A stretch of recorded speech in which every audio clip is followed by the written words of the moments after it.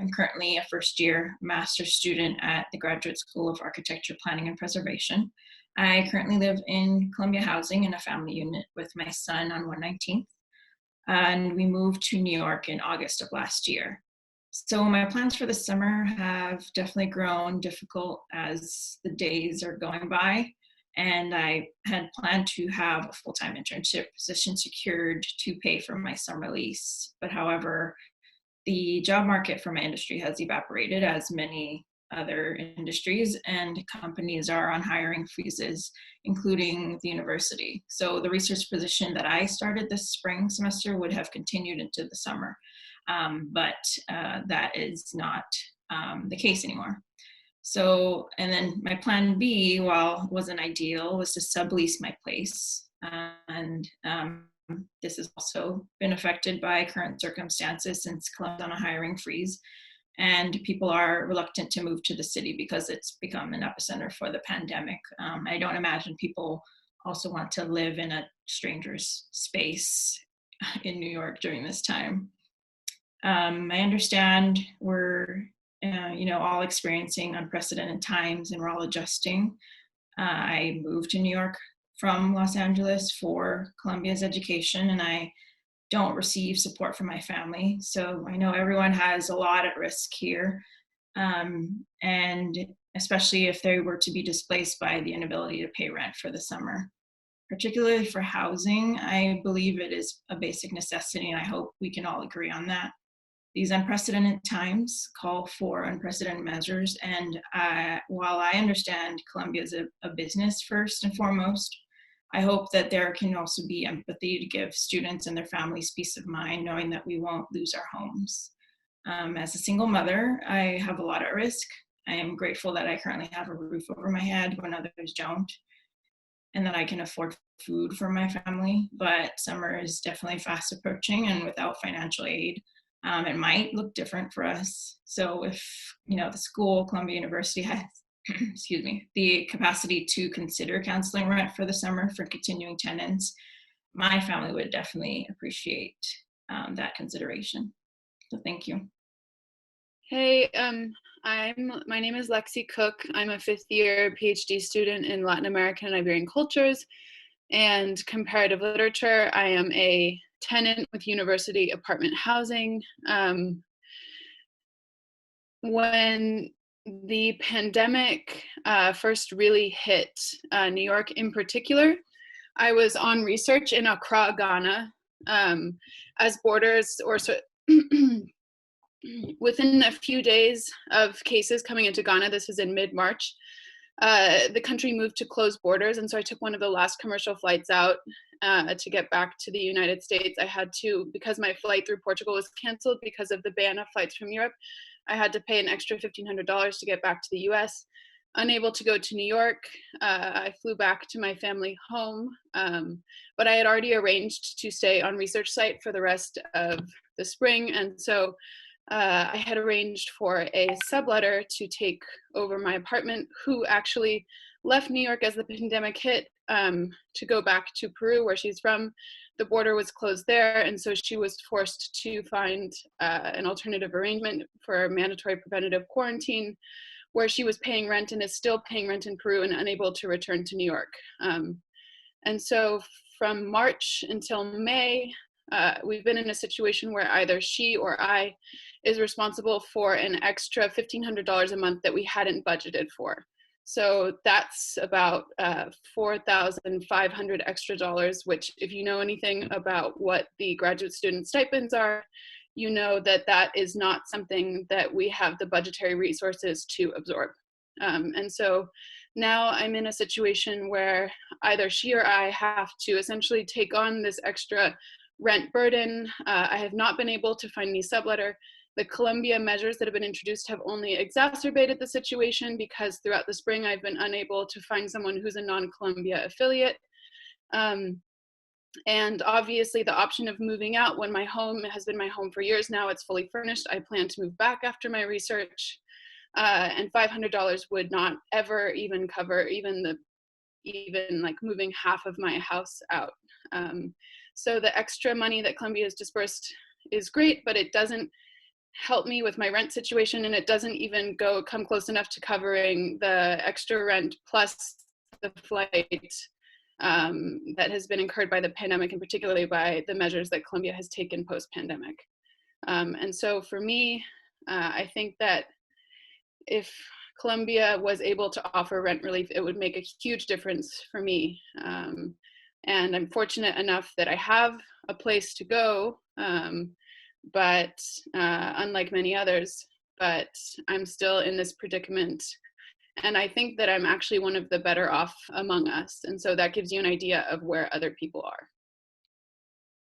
I'm going to jump in now with a testimonial that someone submitted through our rent survey who gave, that person gave permission for me to read it out or to use it in other kinds of recording formats. So I'm going to read this testimonial out. So this person says, I am beyond my 5th year and I do not get summer funding. For this reason, me and my family were planning to spend at least part of the summer in Europe where we can afford the cheaper rent. The coronavirus crisis and the travel ban has made it impossible for us to relocate our family to Europe right now, which means that we are stuck in Europe for the summer where we cannot afford to pay rent. In addition, the summer session I was assigned to teach might fall through as well, as there is no definitive decision by the School of Professional Studies as to whether these sessions will go ahead or not due to under-enrollment. Without this money, there's no source of income for me in the summer. Since I'm an international student and am not allowed to work in the US, without an income, I cannot afford the rent. If I could not pay rent for May, June, July, and August, or if Columbia could provide me some sort of summer funding, which would range between $3,000 to $4,000, that would help a lot. This is someone who is not eligible for the existing funding.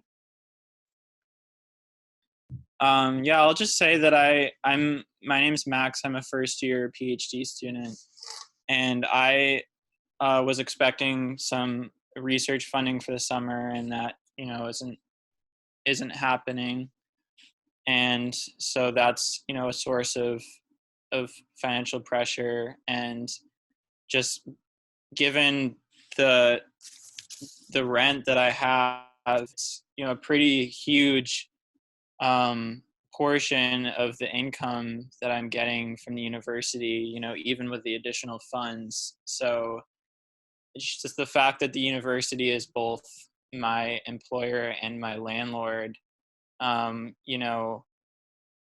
would suggest that they might have some awareness of these pressures, but in reality, it just means they can manipulate people like me on both fronts, and can retaliate against people in my situation on both the tenant and the academic front and the professional front. And I just feel like pretty dismayed by the priorities that the university seems to have, and that they're giving breaks to small businesses without any real breaks, aside from certain concessions that have come out of the pressure that tenants have put on them. They're not really considering any, at this point in time, any waivers of rent for residential tenants, which seems like a major, double standard. Obviously, we want to support small businesses, but we also want to make sure that people have a roof over their heads. So, and it's just kind of surreal to me, like living right at 125th, and it's like basically across the street from me is the Manhattanville campus, and just seeing these horribly ugly and horribly expensive glass and steel buildings that the university has like poured funds into. And now they are like, talking about this austerity situation, and they can't help out the tenants or just the many people who are struggling right now. And at the same time that they're displacing, working class Black and brown communities and driving people into homelessness, pretty directly through, both the gentrification and policing. It's just, the priorities are really out of whack. Hi, I'm Angeline. I'm a first-year film MFA student. Thank you guys so much for creating the space, and all of your guys' work certainly is seen and appreciated.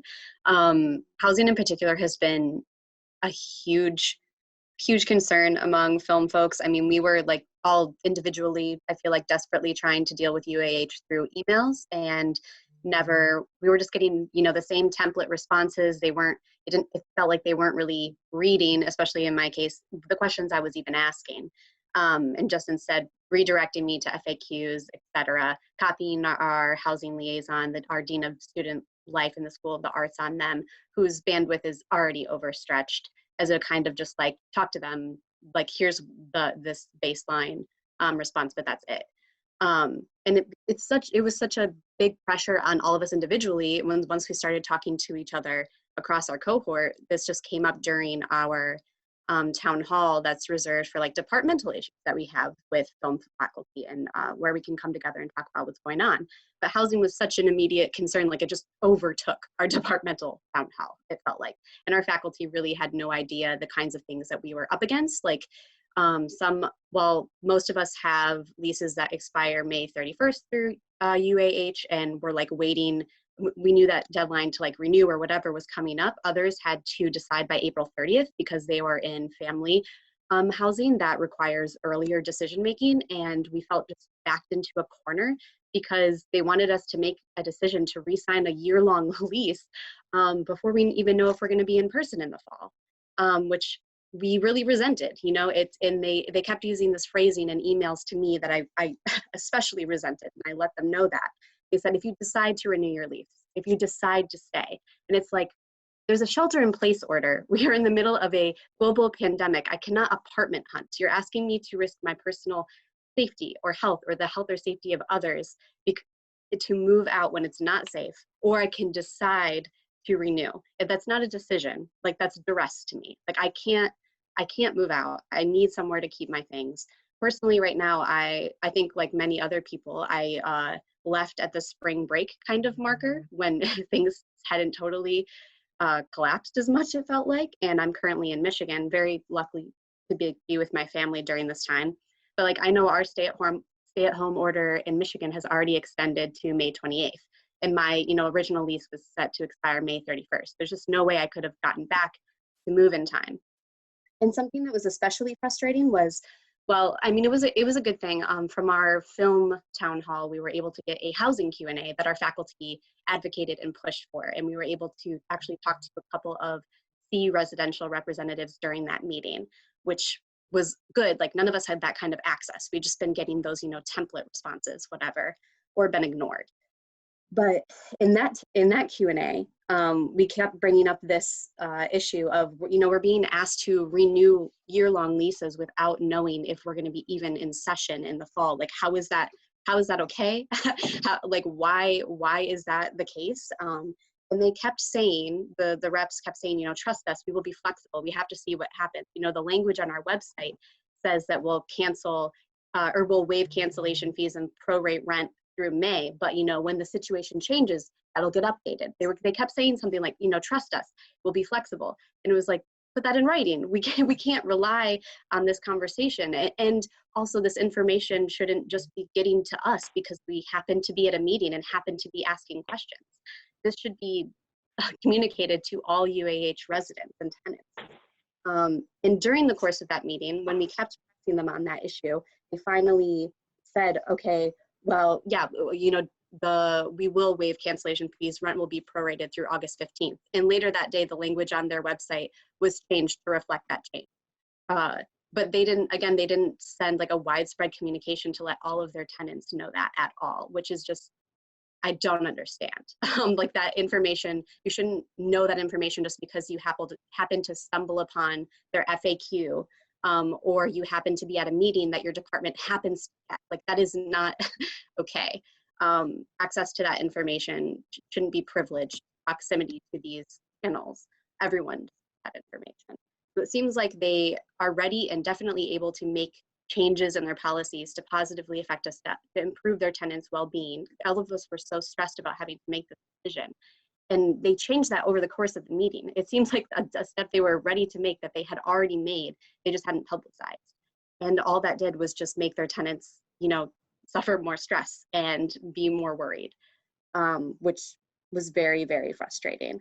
And I know there's a lot of people in worse situations than me, and getting things changed shouldn't come down to the people who have like the capacity or bandwidth to ask for things right now. Everyone deserves these spaces and resources. But yeah, that's just some of the frustrations I've personally had with UAH. And again, thank you guys for putting this event on and creating the space for all of us. I really appreciate it. Okay, well, I'll read another one of our written testimonials that someone submitted on our rent survey.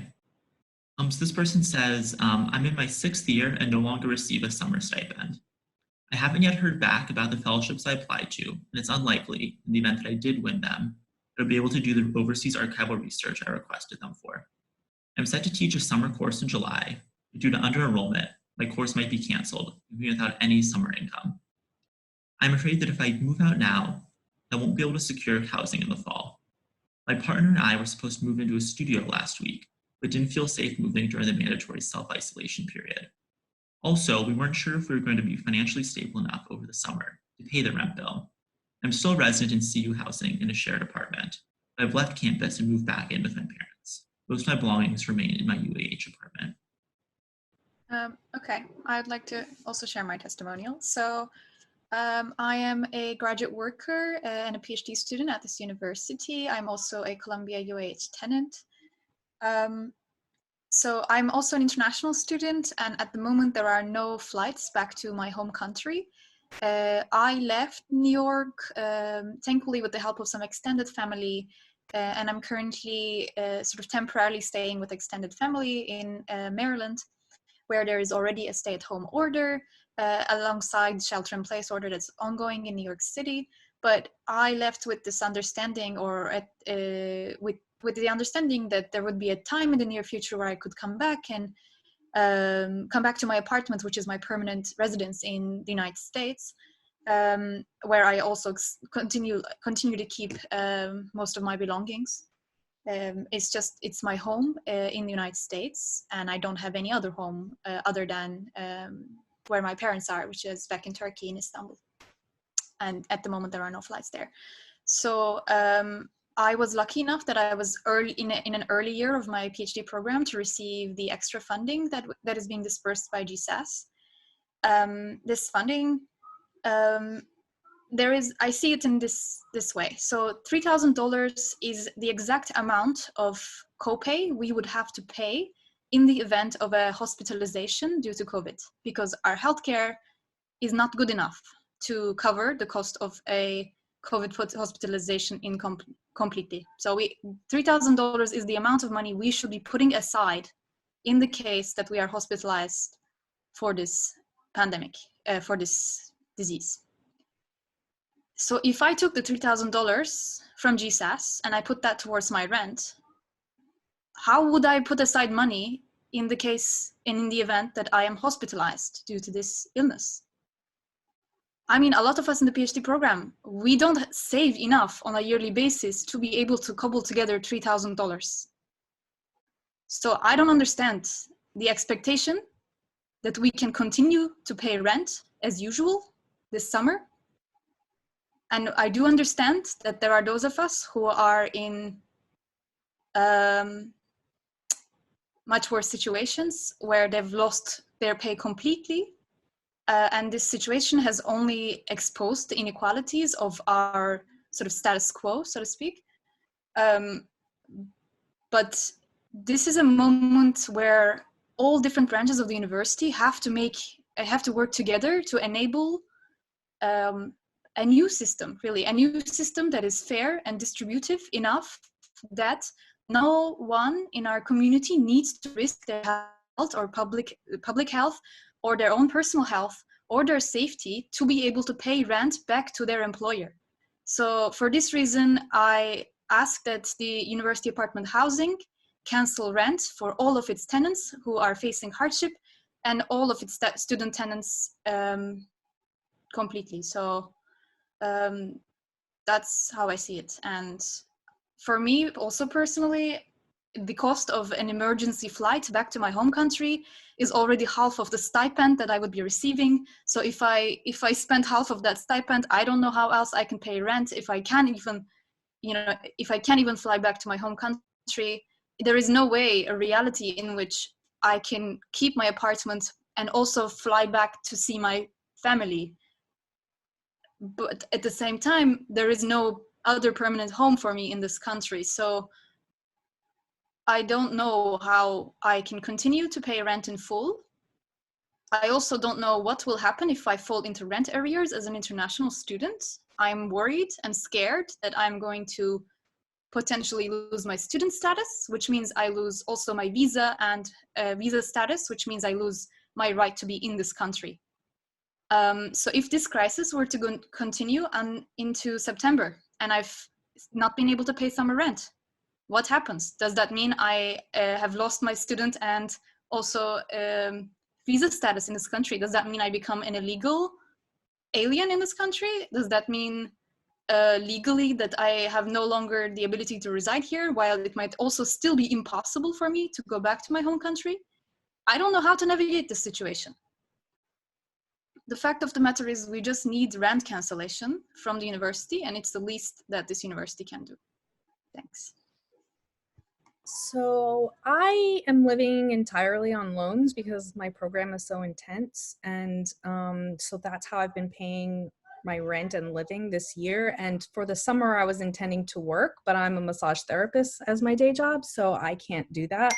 So I don't know how I will pay rent in the summer. Do I take loans out? So now I'm taking out additional loans to pay for an apartment that I can't even be in, so that I have a place in the fall. Like, what am I supposed to do? And they're not giving a really good answer. And I just think that they're caring more about their commercial properties than they are their students. Because if they're so concerned about commercial properties going out of business, how are we going to afford to even use those businesses? So I feel like they should be doing more for us, a lot more. I would just like to say that housing is a human right, and I find it extremely absurd that such a wealthy institution decides to ask its students to risk their lives to pay them. I think that is absolutely ridiculous. They are people who are getting evicted, people who are getting kicked out, people who are forced to move. You are sentencing someone to death in order for you to get what's in your pocket. It makes absolutely no sense to me. I mean, let's be real about what's happening here. Because if I go to New York to save myself some money, because I can't afford it, if I go to try and move out my things, I'm risking my life. I'm risking my roommate's life. I'm risking my family's life. I could die.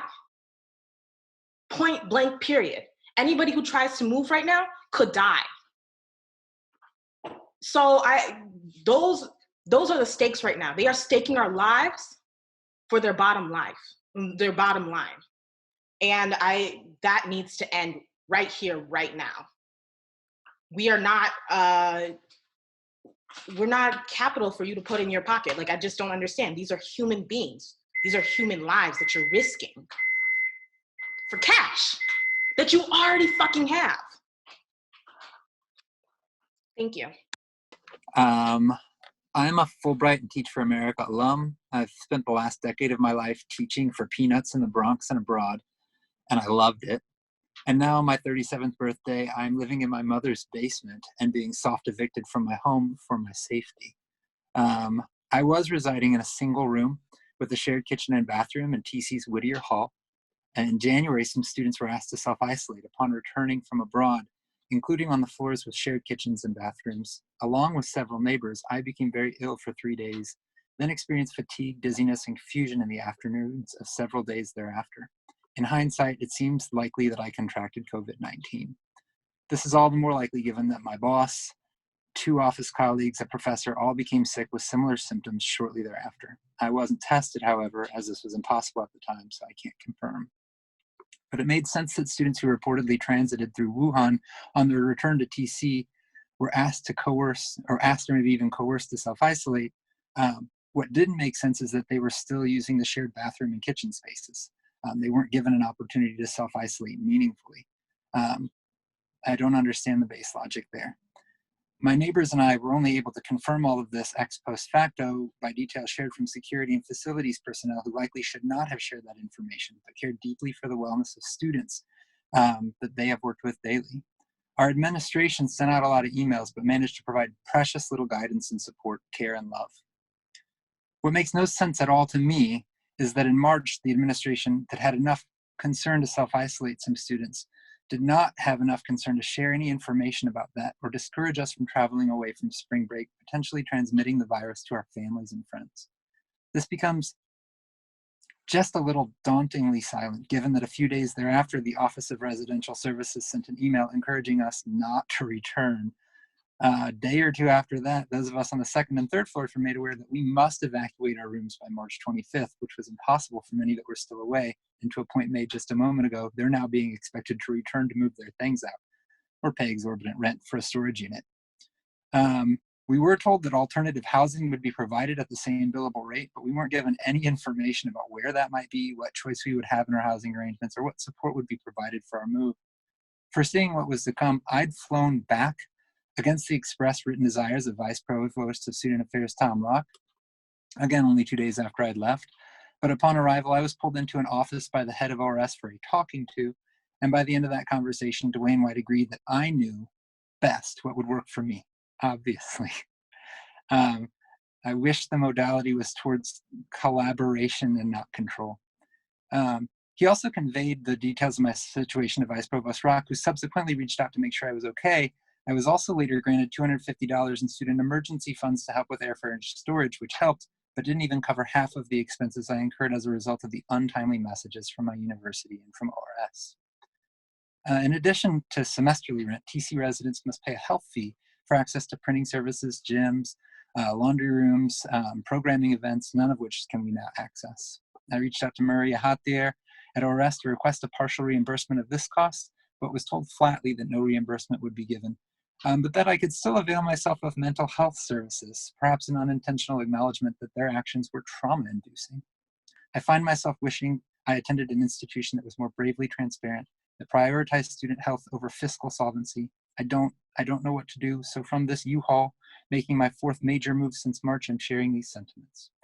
In closing, if you want to help me, join the housing strike. Sign and share CPCR's posts. Help TC students and CU students get more involved so we can push together. I wish for our institution's fiscal solvency, for our collective and continual affiliation, and our benefit, but more so I wish to maintain affiliation with an institution that sets a high moral and ethical bar, that lives up to the discussions about social justice that are had in its classways and hallways. Let's help TC specifically and CU more generally do better. Thank you.